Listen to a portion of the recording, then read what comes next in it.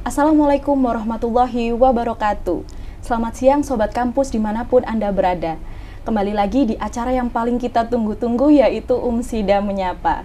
Pada siang hari ini, saya Putri Ancila Citra Prasetya, Laboran S1 Kebidanan dan Profesi Bidan, akan berbincang-bincang dengan topik yang sangat menarik. Nah, tentunya saya pada kesempatan ini tidak sendiri. Saya ditemani oleh narasumber yang sangat luar biasa.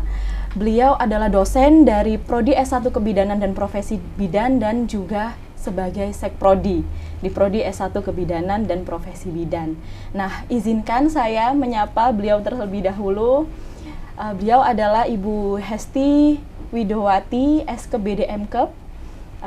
Selamat siang Ibu, bagaimana kabarnya? Alhamdulillah sehat Mbak Citra. Ya, silakan disapa dulu teman-teman ini dari Sobat Kampus. Baik. Ya.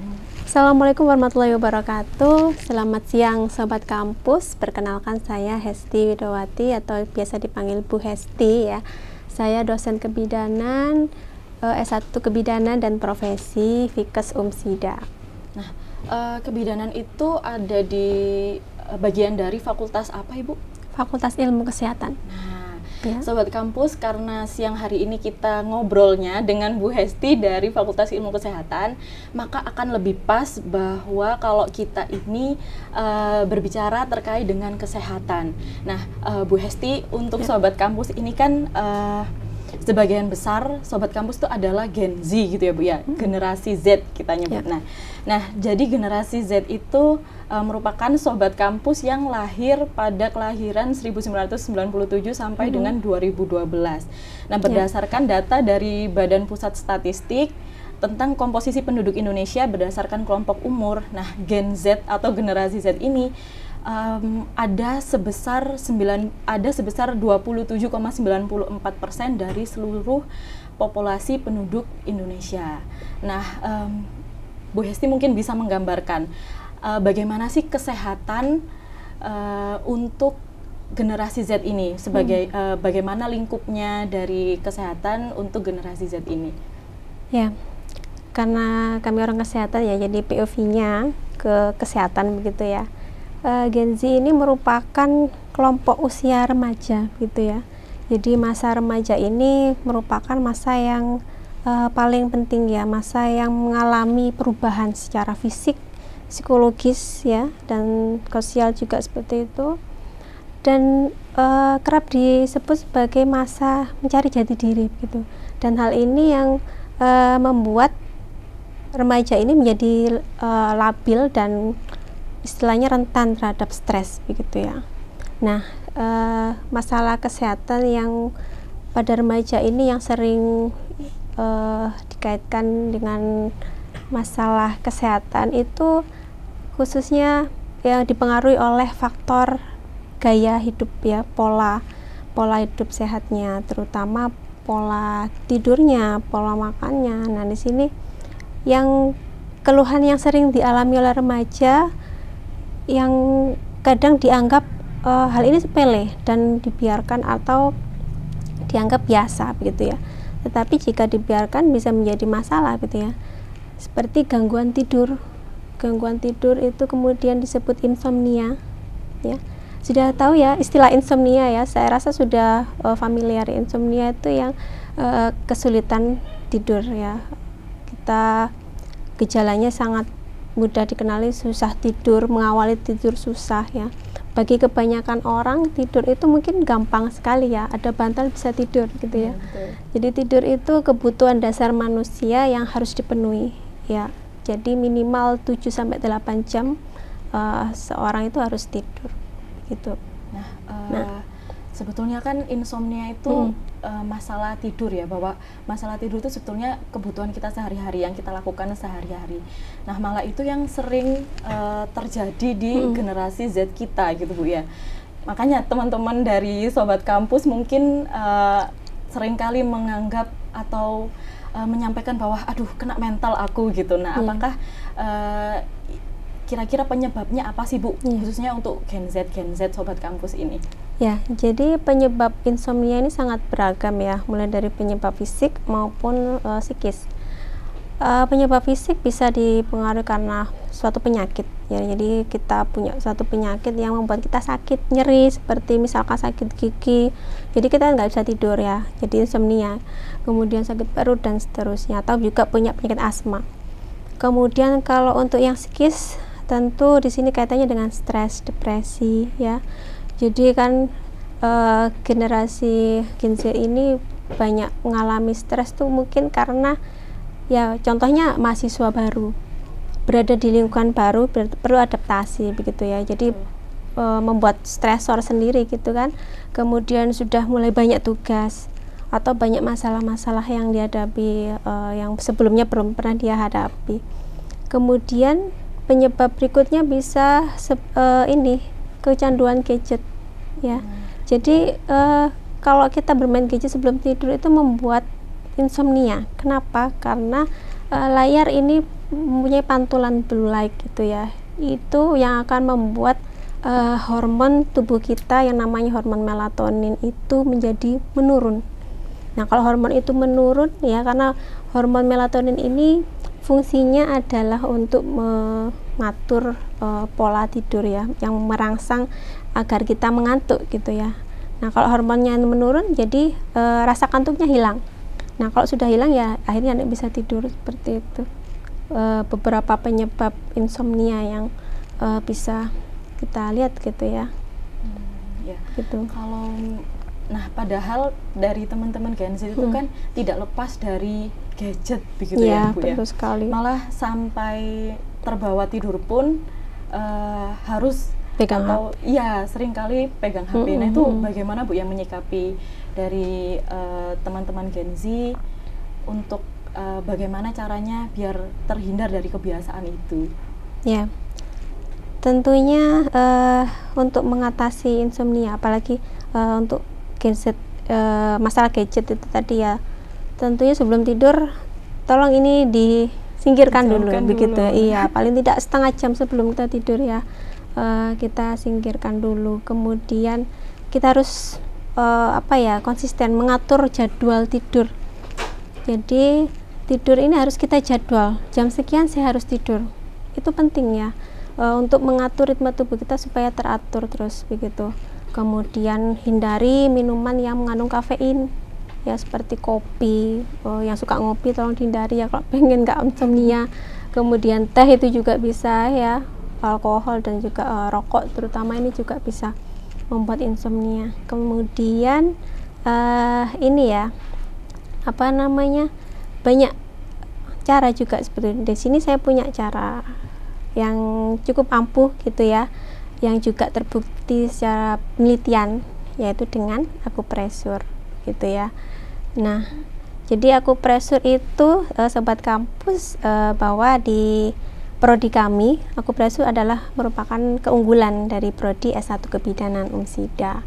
Nah, tadi masalah insomnia ya, keluhan insomnia itu bisa dikurangi dengan akupresur, yaitu dengan menekan satu titik ya. Jadi akupresur itu kan merangsang di titik tertentu ya dengan cara penekanan, menekan dengan jari atau dengan benda tumpul. Nah, mungkin sobat kampus masih belum tahu Bu bedanya akupresur dan akupuntur itu apa? Jadi akupresur itu sama dengan akupuntur sebenarnya, titiknya yang sama ya. Tapi kalau akupuntur kan pakai jarum, kalau akupresur ini hanya pakai jari gitu ya, untuk menekan dengan jari gitu. Bedanya tuh titik-titiknya sama. Ini saya bawa properti gitu ya. Nah, ini anaknya Bu Hesti. Ya, ada namanya nggak Bu ini? Nah, ini pantum kepala ya, yang di sini banyak sekali titik-titik ya. Jadi akupresur itu dalam di tubuh kita tuh banyak sekali titiknya, yaitu sekitar ratusan ya, yang semuanya punya indikasi. Nah, yang indikasi untuk mengurangi insomnia yaitu pertama di titik di sini di tengah alis itu namanya titik Yingtang ya. Di sini ya, mungkin di zoom saya di sini. Nah, di tengah alis di sini. Jadi ditekan saja begitu ya. Kita akan kali Bu sekali di setiap satu titik itu dilakukan setiap titik kali? Paling tidak 30 kali penekanan ya. Jadi ditekan, dilepas, ditekan, dilepas gitu? seperti ini ya. Terus seperti itu. Selama Sekitar 30 kali. 30 kali. Okay. gitu. Kemudian yang di bagian kepala ya, titik GB20, GB itu kepanjangannya gallbladder ya, istilah sudah disepakati internasional, singkatan itu GB20 di sini belakang kepalanya. Di sini kalau kita tekan tuh kita bisa rileks gitu ya. Jadi kalau rileks hormon endorfin keluar, jadi stresnya turun sehingga bisa mengurangi insomnia tadi. Nah di sini tekan juga sama sekitar 30 kali ya. Kemudian satu lagi titik yang saya ajarkan untuk mengurangi insomnia, bisa permisi pinjam tangannya. Waduh, langsung dipraktekkan di saya ini. Ini kalau saya ketiduran gimana Bu? Saya tidak mempraktekkan sampai tanda tidur ya, ini hanya menunjukkan titiknya ya. Jadi HT7 di sini dilurus kelingking ya. Nah, di pergelangan sini. Di sini ditekan saja terus. Nah, ya, paling tidak 30 kali. Nah, ini bisa Anda lakukan sendiri ya. Di sini bisa dipijit sendiri, di sini bisa dipijit sendiri. Nah, di sini. Begitu. Mudah sekali kan sampai nanti ada efeknya saya bisa tidur ya. Nanti podcastnya gimana? Nggak apa-apa, nanti dilanjutkan. Iya. Begitu ya. Tadi untuk akupresur mengurangi insomnia. Nah, jadi kalau insomnia ini tidak teratasi, nanti bisa dampaknya panjang. Ya. Pengen tahu nggak dampaknya apa? Apa aja itu Bu? Nah, mungkin sobat kampus juga ingin tahu apa aja sih dampaknya kalau teman-teman dari sobat kampus mengalami insomnia. Apakah berpengaruh hanya di kehidupan aja atau sampai ada dampak di kesehatan yang lainnya? Ya, tentunya insomnia ini dapat memberikan dampak yang kurang bagus ya untuk kesehatan. Jadi kalau dampak yang langsung ya bisa kita lihat itu keesokan harinya bisa menjadi tidak fokus ya, kurang fit. Kadang juga bisa menjadi gampang marah ya. Terus kalau dampak yang jangka panjang itu bisa obesitas. Nah, kenapa obesitas? Ya kalau sudah begadang kan malam-malam nggak tidur, akhirnya pengen makan, ini lapar ya. Iya, lapar, Bu. Akhirnya makan, malam-malam makan, biasanya tidur. Nah, kemudian jadi numpuk ya lemaknya gitu. Jadi obesitas. Nah, kalau sudah obesitas, resiko tinggi terjadi diabetes. Nah, itu dampak buruknya sampai ke sana, gitu ya. Iya, betul. Kalau untuk keseharian mungkin otomatis kalau malamnya nggak bisa tidur, keseharian keesokan harinya juga mengganggu konsentrasi di kelas mungkin ya Bu, ya, untuk sobat kampus. Untuk sobat kampus. Jadi nggak fokus ya. Iya, betul. Nah, tadi Bu Hesti sudah menyampaikan bahwa akupresur ini merupakan keunggulan prodi S1 Kebidanan dan Profesi Bidan di UMSIDA. Iya, betul. Nah, mungkin bisa dijelaskan Bu lebih lanjut bahwa di prodi Kebidanan UMSIDA itu selain mempelajari tentang akupresur, mempelajari apa lagi sih Bu? Ya. Jadi prodi S1 Kebidanan ini nanti mahasiswa akan menempuh 8 semester ya, yang totalnya ada 147 SKS itu di tahap akademik ya. Kemudian lanjut di tahap profesi itu 2 semester, mohon maaf. Jadi ini bundling ya. Tahap akademik sama profesi harus lanjut terus begitu. Kemudian untuk mendukung keunggulan tadi akupresur, ini sudah ada dimasukkan ke kurikulum ya, mata kuliah khusus yaitu akupresur sebanyak 3 SKS. Nah, kemudian akupresur ini juga terintegrasi ke mata kuliah inti seperti asuhan kebidanan kehamilan, persalinan, nifas bayi, balita, dan Kespro, itu semua ada muatan akupresurnya begitu, sehingga mendukung keunggulan. Selain itu juga didukung seluruh dosen itu sudah mengikuti pelatihan ya, yang semua dosen sudah punya sertifikat pelatihan akupresur sebanyak 2 level begitu ya, sampai level 4. Jadi itu semua mendukung keunggulan kita di akupresur itu. Oh, jadi sebetulnya core kompetensi intinya tetap di kebidanan yang mempelajari tentang kehamilan, persalinan, bayi baru lahir dan ilmu inti kebidanan lainnya. Hanya saja di UMSIDA ini kenapa yang menjadi pembedanya adalah mempelajari akupresur dalam pelayanan kebidanan. Berarti ada nilai plusnya ya Bu ya, dibandingkan jelas dengan kebidanan yang lainnya. Ya, gitu. betul. Nah, untuk fasilitasnya mungkin Bu, apakah di UMSIDA ini sudah mendukung dari kompetensi inti maupun dari penunjang keunggulannya? Ya, tentu saja prodi kami sudah lengkap ya untuk laboratoriumnya, mulai dari laboratorium ANC tadi, antenatal care untuk kehamilan, persalinan, nifas, bayi, balita, KB, itu semua satu-satu. Jadi ada 10 lab ya, dan satu lab khusus tadi akupresur ada sendiri. Kemudian ada lab yang terpadu dengan kedokteran, yaitu lab OSJ juga. Kami sudah siap semuanya, sudah lengkap gitu ya. Lab OSJ itu apa Bu, bisa dijelaskan mungkin? Ya, ini untuk uji kompetensi dalam keterampilan gitu ya, mengukur keterampilan mahasiswa. Jadi seluruh tenaga kesehatan tuh pernah ini di institusinya mengalami atau menjalani ujian OSJ itu. Nanti kalau penasaran, makanya gabung sama kita gitu ya, biar tahu gimana ujian OSJ, pasti seru banget. Iya.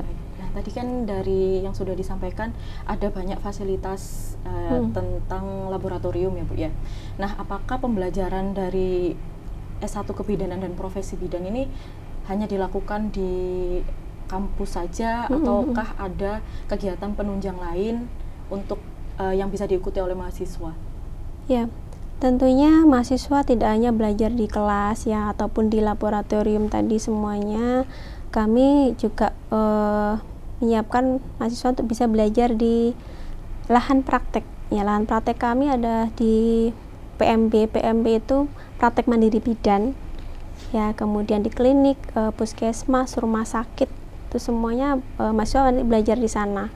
Kemudian mahasiswa juga berkesempatan untuk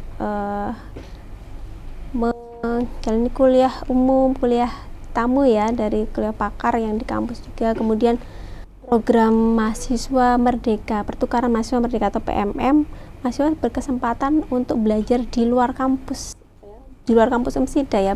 Di mahasiswa kami sudah beberapa tahun ini sudah ada mahasiswa yang outbound maupun inbound ya. Outbound itu mahasiswa kami ikut program pertukaran tadi di Bali dan Makassar ada ya. Kemudian yang inbound kami menerima mahasiswa dari Aceh, dari Sumatera dan sebagainya itu. Kemudian ya banyak sekali ya kesempatan kegiatan ODL ya, outdoor learning, kita pernah mengadakan juga ya. Jadi mahasiswa tidak monoton di kelas, di lab seperti itu. Pasti punya pengalaman yang banyak ya di luar itu. Nah, itu biasanya untuk praktek-praktek yang ada di luar itu dimulainya sejak masa akademik atau ketika profesi saja Bu? Mungkin bisa dijelaskan? Ya, jadi praktek untuk di lahan praktek itu tahap akademik mahasiswa juga sudah mulai ya, mulai untuk dipraktekkan ke tempat lahan praktek kami begitu. Kemudian yang di tahap profesi ini full mereka di lapangan ya, tidak lagi di kelas. Jadi selalu apa istilahnya rolling ya, ke rumah sakit, juga ke klinik, ke puskesmas. Jadi pembelajaran langsung ke lahan praktek untuk yang profesi ya, selama 2 semester atau 1 tahun gitu. Baik, berarti UMSIDA sendiri sudah berkomitmen ya Bu ya untuk bisa memfasilitasi mahasiswa baik secara hard skill ataupun soft skill melalui kegiatan praktik-praktik langsung terjun ke lapangan selama pembelajaran mulai dari akademik dan juga profesi.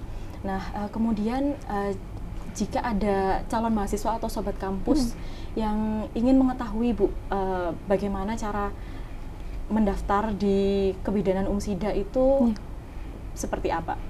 Ya, ini ya yang penting yang harus diketahui, prodi S1 kebidanan dan profesi ini kami menerima dari 2 jalur ya, jalur reguler dan ahli jenjang. Yang reguler seperti Mbak Citra dulu ya, dari SMA ya, yang mahasiswa dari SMA itu SMA sederajat bisa mendaftar kami untuk program S1 kebidanan ini. Ini yang akan nanti menempuh selama 8 semester ya, tahap akademiknya lanjut ke profesi. Sedangkan ahli jenjang seperti saya dulu lulusan D3 dulu ya, D3 kebidanan lulus, kemudian melanjutkan ke S1. Nah, kalau yang dari ahli jenjang ini hanya 3 semester untuk tahap akademiknya ya, jadi 3 semester kuliah, kemudian sudah selesai kuliah kemudian lanjut profesi 1 tahun itu tadi. Untuk program profesinya sama-sama 1 tahun? Iya, gitu ya? sama 36 SKS. Hanya saja yang membedakan saat program akademik ya, ketika reguler itu tetap 8 semester dan yang ahli jenjang ada 3 semester ya, dengan 3 semester. Nah, berarti kelasnya berbeda ya Bu? Iya, beda. Jadi kalau yang ahli jenjang ini kan kebanyakan mahasiswanya sudah bekerja ya, jadi jadwal kita dibuat Sabtu Minggu dan lebih fleksibel untuk waktunya. Jadi untuk perkuliahan teori kita selalu online daring, kemudian kalau praktek ya yang harus datang ke sini. Tapi waktunya fleksibel ya, tidak seperti yang reguler. Berarti itu kan masuknya aja Bu ya dengan 2 jalur. Nah, untuk outputnya bagaimana? Apa ada pembedanya lulusan dari kelas reguler dan lulusan dari kelas ahli jenjang? Tentunya sama ya untuk output ya. Jadi kita mempersiapkan lulusan itu biar untuk kompeten di bidang pelayanan kebidanan, dan juga ada tambahan itu tadi keunggulan kita ya. Ada tambahan akupresurnya. Jadi kalau lulusan selain UMSIDA nggak ada akupresurnya gitu ya. Jadi kalau UMSIDA ini ada tambahan punya keterampilan khusus, jadi Bu Bidan plus bisa akupresur begitu ya. Ini akupresur itu pijat, tapi bukan pijat sembarangan, jadi sudah ada ilmu dan hasil penelitian yang sudah diakui begitu ya. Mungkin juga karena kan masyarakat kita kan masih doyan yang namanya pijat-pijat ya Bu ya. Nah, di kebidanan UMSIDA ini mungkin diajari dengan lebih dibekali secara teori dan asuhan-asuhan yang lebih menyeluruh, lebih kompleks seperti itu. Nah, mungkin Bu Hesti bisa menggambarkan proses pembelajaran profesi itu seperti apa? Karena kan umumnya kan teman-teman sobat kampus mungkin hanya tahu saat sarjana itu ya, saat sarjana itu bisa ditempuh 8 semester. Tapi kenapa kebidanan itu harus menambah dengan program profesi? Nah, jika tidak dilanjutkan dengan profesi, apakah bisa seperti itu? Ya, jadi ini program ya pemerintah yang harus dijalankan, bahwa kalau sudah S1 harus profesi. Kalau tidak profesi ini tidak bisa buka praktek mandiri begitu ya. Tidak bisa istilahnya diakui ini sebagai profesional gitu ya.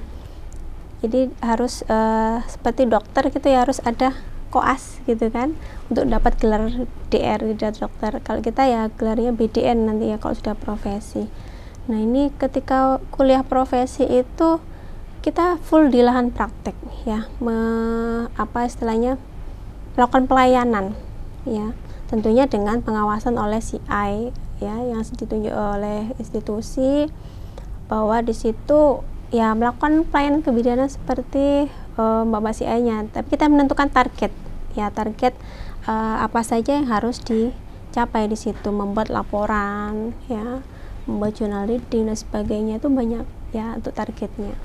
Nah, gitu. Jadi ya ada target. Jadi untuk mahasiswa S1 kebidanan harus sekalian atau bundling dengan profesinya begitu ya Bu ya? Iya. Jadi eman-eman gitu kan ya, sudah S1 tapi tidak profesi, itu sangat disayangkan sekali gitu kan.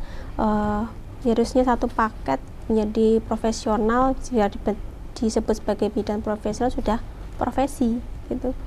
Jadi banyak sekarang kan ibu-ibu bidan yang sudah buka praktek berlomba-lomba mau ikut kuliah lagi profesi, karena kalau tidak ada ijazah profesi nanti tidak bisa dilanjutkan nih prakteknya nih kan gitu ya, karena sudah punya ijazah profesi gitu.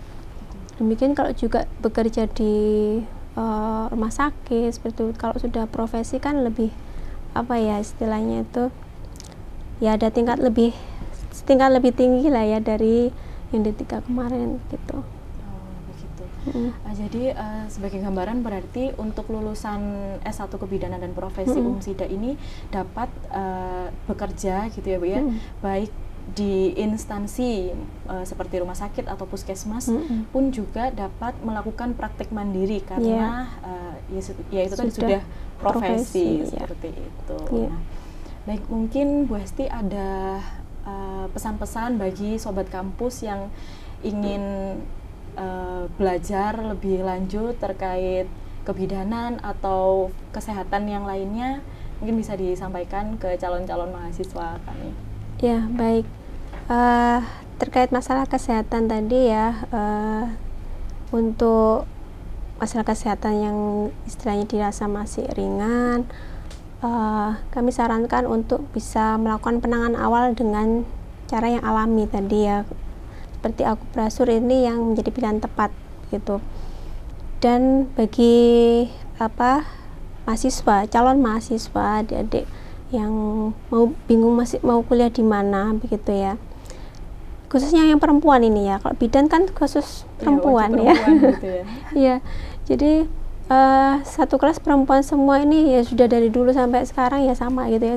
Jadi mbak-mbak ya ini yang berminat ingin jadi bidan ya, UMSIDA menjadi pilihan yang tepat. Kenapa? Karena di sini tidak hanya meluluskan bidan yang kompeten begitu ya, tapi juga punya keahlian tambahan khusus tadi yaitu akupresur yang akan diterapkan dalam pelayanan kebidanan ya, yang mungkin tidak bisa ditemui di kampus lain gitu ya. Itu sih mungkin pesan dari saya. Ya, luar biasa ya, berarti UMSIDA untuk dalam hal ini ada nilai plusnya bahwa bisa memberikan asuhan yang sesuai dengan kebutuhan pasar, kebutuhan masyarakat kita untuk terapi akupresur. Nah, luar biasa sekali, sangat menarik ya Sobat Kampus perbincangan kita pada siang hari ini. Tadi kita sudah membahas sedikit tentang kesehatan pada remaja atau Gen Z, kemudian penanganan akupresur, penanganan insomnia dengan menggunakan akupresur, yang mana itu yang merupakan masalah yang sering terjadi dan sering dialami oleh teman-teman kita. Bukan hanya Gen Z, mungkin insomnia juga bisa dialami oleh orang-orang dewasa ya. Dan penanganannya juga gampang dan bisa dilakukan di rumah, bisa dilakukan sendiri. Nah, untuk Sobat Kampus semua yang ingin lebih lanjut untuk mengetahui informasi terkait kebidanan, S1 Kebidanan dan Profesi Bidan, dapat mengakses informasi pada website di kebidanan.umsida.ac.id dan juga di Instagram di Profesi Bidan _bidan_umsida. Nah, Sobat Kampus, tidak terasa sudah ada di penghujung acara. Mungkin maunya kita lebih banyak sudah diskusi lagi ya Bu ya. Oh iya, ada sesi berikutnya ya. Nih masih banyak nih akupresur. Iya, mungkin besok bisa dilanjutkan. Tadi saya tertarik dengan ini Bu, titik akupresur untuk obesitas, mungkin bisa Bu?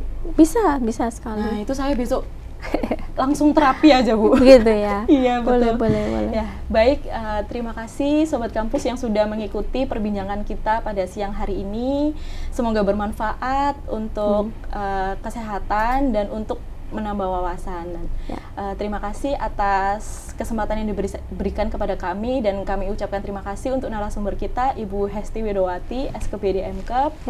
Terima kasih atas waktunya Bu. Mohon maaf apabila ada salah kata. Saya dan tim yang bertugas pamit undur diri. Wassalamualaikum warahmatullahi wabarakatuh. Waalaikumsalam warahmatullahi wabarakatuh.